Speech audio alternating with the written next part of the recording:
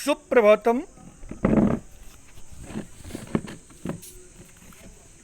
स्वागतम अत्र भवतां सर्वेषाम् अष्टमकक्षायाः संस्कृतपाठने। विगतकक्षासु वयं प्रथमः पाठः द्वितीयः पाठः पठितवन्तः। अद्य वयं तृतीयपाठं प्रारम्भं कुर्मः।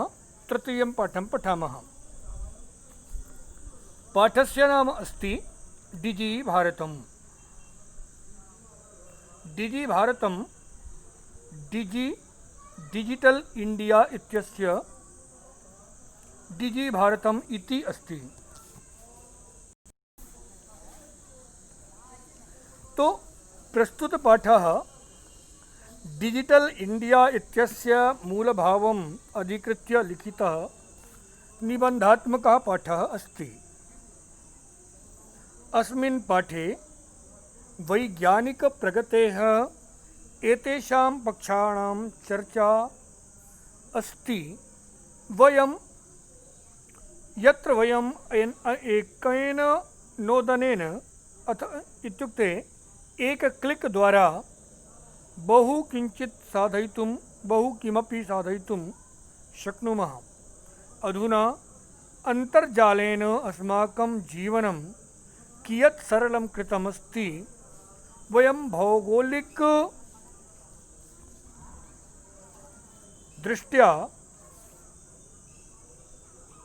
परस्परम् अत्यन्तं निकटम् आगताः स्मः। अनेन जीवनस्य प्रत्येकं कार्यं सरलं जातम् अस्ति। एतादृशाः भावाः अस्मिन् पाठे सरलसंस्कृतेन व्यक्ताः सन्ति। एकवारं प्रश्नोत्तरं रूपेण अवगच्छामः। प्रश्नोत्तर के रूप में समझेंगे। पिछले समय में हम लोगों ने प्रश्नों के उत्तर कैसे लिखे जाएं और उत्तर से प्रश्न कैसे बनाए जाएं, इस विषय में चर्चा किया था। थोड़ा सा पहले प्रश्नों को लेकर के समझेंगे, फिर आप हिंदी अर्थ जानेंगे। प्रस्तुत पाठः डिजिटल इंडिया इत्यस्य मूलभावम् अधिकृत्य लिखितः। यहाँ तक एक वाक्य। प्रश्न: प्रस्तुत पाठः किं मूलभावम् अधिकृत्य लिखितः? प्रस्तुत पाठः किं मूलभावम् अधिकृत्य लिखितः? उत्तर क्या होगा? प्रस्तुत पाठः डिजिटल इंडिया इत्यस्य मूलभावम् अधिकृत्य लिखितः।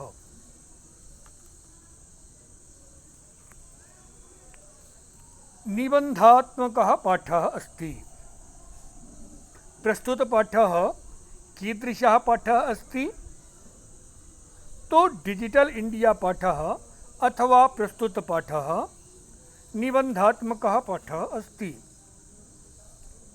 डिजिटल इंडिया कीदृशः पाठः अस्ति? डिजिटल इंडिया निबन्धात्मकः पाठः अस्ति।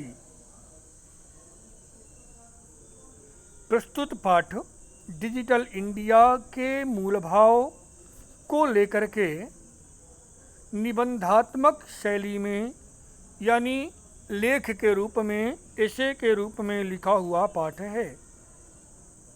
अस्मिन् पाठे वैज्ञानिक प्रगतेः एतेषां पक्षाणां चर्चा अस्ति। अस्मिन् पाठे केषां पक्षाणां चर्चा अस्ति? उत्तरं किम्? अस्मिन् पाठे केषां पक्षाणां चर्चा अस्ति? तो अस्मिन् पाठे वैज्ञानिक प्रगतेः पक्षाणां चर्चा अस्ति। यहाँ एतेषां बोलने की बहुत आवश्यकता नहीं है। अस्मिन् पाठे वैज्ञानिक प्रगतेः पक्षाणां चर्चा अस्ति। पुनः प्रश्न होगा, दूसरा प्रश्न बनेगा क्या, कस्मिन् पाठे वैज्ञानिक प्रगतेः पक्षाणां चर्चा अस्ति। तो डिजिटल इंडिया पाठे अथवा डिजि भारतम पाठे वैज्ञानिक प्रगतेः पक्षाणां चर्चा अस्ति। अर्थ क्या हुआ, अस्मिन् पाठे अर्थात इस पाठ में वैज्ञानिक प्रगतेः वैज्ञानिक प्रगति के विषय में, वैज्ञानिक प्रगति के पक्ष में चर्चा अस्ति, चर्चा की गई है। इस पाठ में वैज्ञानिक प्रगति भारत या विश्व ने किस प्रकार से या कितनी वैज्ञानिक प्रगति की है, इस बारे में चर्चा की गई है। यत्र वयम एकेन नोदनेन बहु किमपि साधयितुं शक्नुमः।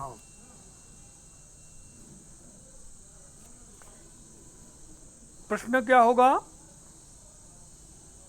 यदि हम एकेन नोदनेन को अंडरलाइन कर लें और इसको अर्थ मान कर, इसको लक्ष्य मान करके और प्रश्न बनाएं, तो कहेंगे पाठे केन बहु किमपि साधयितुं शक्नुमः अथवा वयम केन बहु किमपि साधयितुं शक्नुमः। उत्तर होगा वयम एकेन नोदनेन, अंग्रेजी में क्लिक, एकेन नोदनेन बहु किमपि साधयितुं शक्नुमः। अर्थात हम एक क्लिक के द्वारा बहुत कुछ साध सकते हैं या बहुत कुछ कर सकते हैं। अधुना अंतर्जालेन, अंतर्जालम इत्युक्ते इंटरनेट, अधुना अंतर्जालेन अस्माकं जीवनं कियत् सरलं कृतम् अस्ति। अधुना अंतर्जालेन किं कृतम् अस्ति, अधुना अंतर्जालेन जीवनं सरलं कृतम् अस्ति। अधुना केन जीवनं सरलं कृतम् अस्ति अथवा अधुना केन अस्माकं जीवनं सरलं कृतम् अस्ति। उत्तर अधुना अंतर्जालेन अस्माकं जीवनं सरलं कृतम् अस्ति। अभी कियत को छोड़ रहे हैं। कियत का अर्थ है कितना। दूसरा प्रश्न, अगर हम अस्माकं को लक्ष्य मान करके और प्रश्न बनाएं तो क्या बनेगा, अस्माकं षष्ठी विभक्ति का बहुवचन है और इसलिए षष्ठी विभक्ति में जो प्रश्न होता है कस्य कयोः केषां, अधुना अंतर्जालेन, तो क्या बनेगा अस्माकं के जगह में केषां, अधुना अंतर्जालेन केषां जीवनं सरलं कृतम् अस्ति। उत्तर बनेगा अस्माकं अधुना अंतर्जालेन अस्माकं जीवनं सरलं कृतम् अस्ति। अधुना यानी अब या वर्तमान में, इस समय हमारा जीवन इंटरनेट के द्वारा कितना सरल कर दिया गया, यानी इंटरनेट ने हमारे जीवन को बहुत ही सरल कर दिया। कैसे सरल कर दिया, तो कहता है वयम भौगोलिक दृष्ट्या परस्परम अत्यंतम निकटम आगताः। भौगोलिक दृष्ट्या, भौगोलिक ज्ञान की दृष्टि से परस्परम अत्यंतम निकटम आगताः, परस्पर आपस में बहुत समीप आ गए हैं। यद्यपि भौतिक रूप से हम बहुत दूर हैं, तथापि फिर भी यदि कभी हमको एक दूसरे से बात करनी होती है तो फ़ोन से अपन पहले तो केवल बात बस कर सकते थे। आज इंटरनेट ने क्या किया, इंटरनेट ने आपको वीडियो कॉलिंग दे दिया।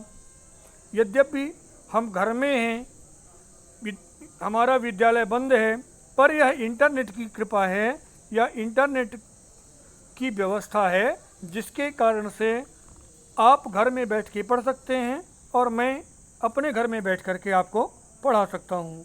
तो इसलिए कहता है कि अधुना भौगोलिक दृष्ट्या वयम अत्यंतम निकटम आगताः। वयम कया दृष्ट्या अत्यंतम निकटम आगताः? उत्तर, वयम कया दृष्ट्या परस्परम अत्यंतम निकटम आगताः? वयम भौगोलिक दृष्ट्या अत्यंतम निकटम आगताः। वयम भौगोलिक दृष्ट्या कुत्र आगताः? वयम भौगोलिक दृष्ट्या परस्परम अत्यंतम निकटम आगताः। अब हम भौगोलिक दृष्टि से बहुत समीप हो गए हैं। अनेन जीवनस्य प्रत्येकं कार्यं सरलं जातम् अस्ति। अनेन इससे किं जातम, जीवनस्य प्रत्येकं कार्यं सरलं जातम्। अनेन कस्य कार्यं सरलं जातम्? अनेन अस्माकं जीवनस्य प्रत्येकं कार्यं सरलं जातम्। अब हम इससे क्या हुआ, हमारे जीवन का प्रत्येक कार्य बहुत सरल हो गया। एतादृशाः भावाः पाठेऽस्मिन् सरल संस्कृतेन वक्ताः सन्ति। एतादृशाः भावाः, इस प्रकार के भाव सरल संस्कृत में इस पाठ में बताए गए हैं। अब हम पाठ को शुरू करते हैं।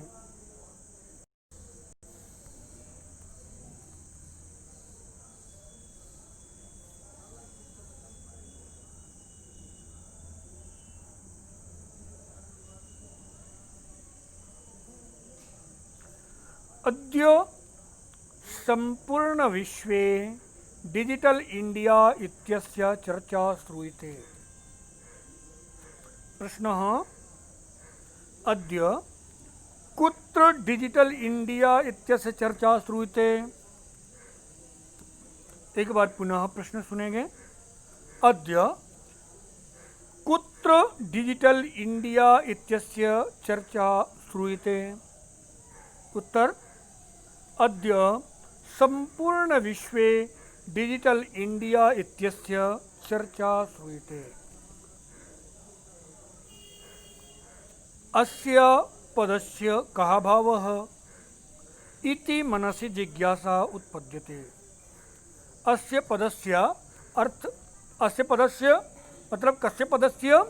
तो डिजिटल इंडिया पदस्य कः भावः अस्ति, अर्थात इस शब्द का भाव क्या है। इति मनसि जिज्ञासा उत्पद्यते। मनसि एतादृशी जिज्ञासा उत्पद्यते। मनसि कीदृशी जिज्ञासा उत्पद्यते? मनसि जिज्ञासा उत्पद्यते यत् अस्य पदस्य कः भावः, अथवा डिजिटल इंडिया पदस्य कः भावः। अस्मिन् गद्यांशे अस्य, इस गद्यांश में अस्य, इस का प्रयोग, यह सर्वनाम है। अस्य सर्वनाम, तो अस्य सर्वनाम पदस्य प्रयोगः कस्य कृते अस्ति? इस सर्वनाम शब्द का प्रयोग किसके लिए किया गया है? तो डिजिटल इंडिया शब्द के लिए अस्य पदस्य, अस्य का प्रयोग किया गया। तो डिजिटल इंडिया पदस्य कः भावः इति मनसि जिज्ञासा उत्पद्यते। अर्थ हिंदी में, इस पद का क्या भाव है, ऐसी मन में जिज्ञासा पैदा होती है।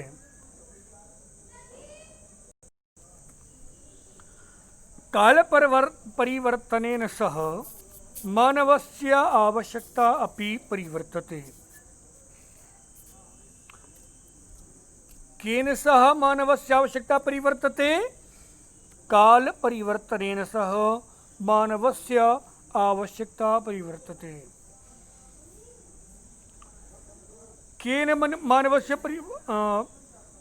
आवश्यकता परिवर्तते? तो काल परिवर्तनेन सह मानवस्य आवश्यकता परिवर्तते। काल परिवर्तनेन सह किं परिवर्तते? तो काल परिवर्तनेन सह मानवस्य आवश्यकता परिवर्तते। अर्थः कः? यथा यथा समयस्य परिवर्तनं भवति तथा तथा मानवस्य आवश्यकतायाः परिवर्तनम् अपि भवति। यथा पूर्वकाले यदा मानवः पूर्वं यदा मानवस्य जन्म आसीत्, इत्युक्ते पूर्वं यथा मानवः आसीत्, तो जनाः वदन्ति स्म जीवनस्य मूल्य आवश्यकता, इत्युक्ते मूल आवश्यकताः काः? जीवने सर्वाधिकम् आवश्यकं किम्? तो जनाः वदन्ति स्म रोटी, कपड़ा और मकान। समय के परिवर्तन से जैसे जैसे समय बदलता जाता है, वैसे वैसे मनुष्य की आवश्यकताएं भी बदलती जाती हैं। समय के परिवर्तन से मनुष्य की आवश्यकताएं भी बदलती हैं। उदाहरण के लिए पहले की बातों को अगर किया जाए तो पहले लोग कहा करते थे मनुष्य की आवश्यकताएं केवल 3 हैं। कौन कौन सी आवश्यकताएं हैं 3? तो बोले रोटी, कपड़ा और मकान। अब जब रोटी, कपड़ा और मकान सबको मिलने लगा तो फिर कहा गया कि रोटी, कपड़ा और मकान के साथ में चौथी आवश्यकता है मनुष्य की, वह है शिक्षा की और स्वास्थ्य की। तो शिक्षा और स्वास्थ्य के लिए प्रयास किया गया। शिक्षा और स्वास्थ्य मिल गया तो अब भौतिक जीवन में और भी आवश्यकताओं को मूल आवश्यकताओं में रखा गया। अब धीरे धीरे मनुष्य के लिए इंटरनेट भी बहुत आवश्यक हो गया है। अब जो है तो मोबाइल और इंटरनेट की भी बहुत आवश्यकता है, और इसलिए कहते हैं काल परिवर्तनेन सह मानवस्य आवश्यकतापि परिवर्तते। जैसे जैसे समय बदलता जाता है वैसे वैसे मनुष्य की आवश्यकताएं भी बदलती जाती हैं। प्राचीन काले ज्ञानस्य आदान प्रदानं मौखिकम् आसीत्, विद्या च श्रुति परंपरया गृह्यते। प्राचीन काले ज्ञानस्य आदान प्रदान व्यवस्था कथम आसीत्? प्राचीन काले ज्ञानस्य आदान प्रदान व्यवस्था मौखिकम् आसीत्। ज्ञानस्य आदान प्रदान व्यवस्था कदा मौखिकम् आसीत्? ज्ञानस्य आदान प्रदान व्यवस्था प्राचीन काले मौखिकम् आसीत्। प्राचीन काले कस्य आदान प्रदान व्यवस्था मौखिकम् आसीत्? प्राचीन काले ज्ञानस्य आदान प्रदान व्यवस्था मौखिकम् आसीत्। प्राचीन समये यत् ज्ञानस्य व्यवस्था आसीत् तद् केवलं श्रुति परंपरा आसीत्।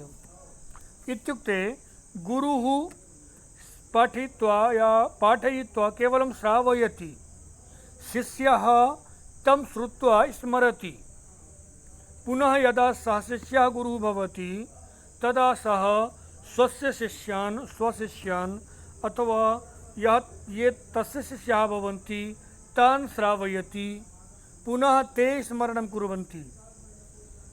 एतादृशी व्यवस्था आसीत् प्राचीनकाले। अस्माकं वेदाः अपि श्रुतिपरम्परया पठ्यन्ते स्म। प्राचीन काल में जो ज्ञान की व्यवस्था थी, आदान प्रदान, ज्ञान लेना देना, तो ज्ञान का लेना देना कैसे होता था? तो श्रुति परंपरा से होता था। श्रुति परंपरा मतलब गुरुजी ने अपने शिष्य को पढ़ा दिया और शिष्य ने रट लिया, और वह जब बाद में वह बड़ा हुआ, वह शिष्य जो है तो जब समृद्ध हुआ और वह गुरु बना तो वह अपने शिष्यों को सुनाता था, और अपने शिष्यों को सुनाने के बाद वह उसके शिष्य रट लेते थे और फिर वो अपने शिष्यों को सुनाते थे। इस प्रकार से ज्ञान की परंपरा आगे आगे बढ़ती जाती थी। बाद में क्या हुआ? लोगों की स्मरण शक्ति में धीरे धीरे कमी आई, और इसलिए लिखित रूप में ग्रंथों को या ज्ञान को लिखित रूप में पर आगे बढ़ाने की आवश्यकता महसूस हुई। तो क्या हुआ? तदनंतरम तालपत्रोपरि भोजपत्रोपरि च लेखन कार्यम आरब्धम।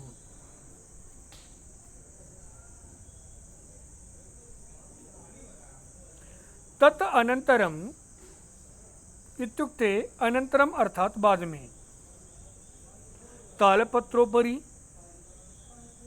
भोजपत्रोपरि च लेखन कार्यम आरब्धम। पश्चात तालपत्राणाम उपरि भोजपत्राणाम उपरि लेखन कार्यम प्रारंभः कृतः। अनंतरम कस्योपरि लेखन कार्यम आरब्धम? अनंतरम तालपत्रस्योपरि भोजपत्रोपरि च लेखन कार्यम आरब्धम। मतलब क्या है? बाद में तालपत्र के ऊपर और भोजपत्र के ऊपर लिखने का कार्य शुरू हुआ। परिवर्तिनी काले कागदस्य लेखन्याः च आविष्कारेण सर्वेषामेव मनोगतानां भावानां कागदोपरि लेखनं प्रारब्धम्। समय बदला, और समय बदलने के बाद धीरे से कागज और पेन का आविष्कार हो गया। तो कागज और पेन का आविष्कार हुआ तो उसके बाद जो है तो सभी को अपने मनोभावों को लिखने के लिए सभी ने अपने मनोभावों को कागज के ऊपर लिखने का कार्य शुरू किया। कागज में लिखने का कार्य शुरू हुआ। अब आगे कहता है,